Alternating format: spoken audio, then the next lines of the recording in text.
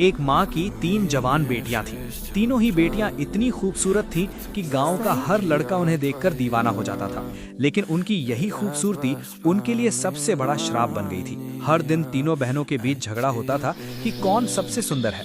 माँ हर दिन के इस झगड़े से तंग आ चुकी थी। एक दिन माँ ने एक योजना बनाई। उसने एक गरीब और अनाथ जैसा दिखने वाले लड़के को घर बुलाया और अपनी तीनों बेटियों से कहा, तुम में से कौन इस अनाथ लड़के से शादी करना चाहेगी?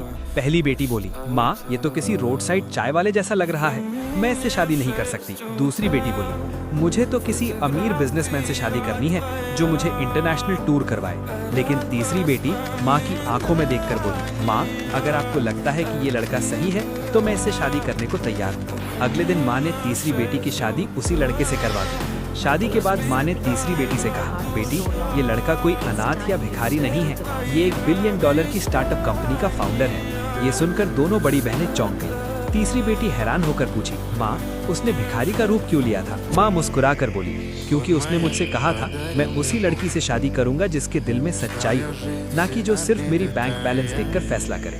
अगर आप भी अपनी माँ से प्यार करते हैं तो बिना सब्सक्राइब किए मत जाएं।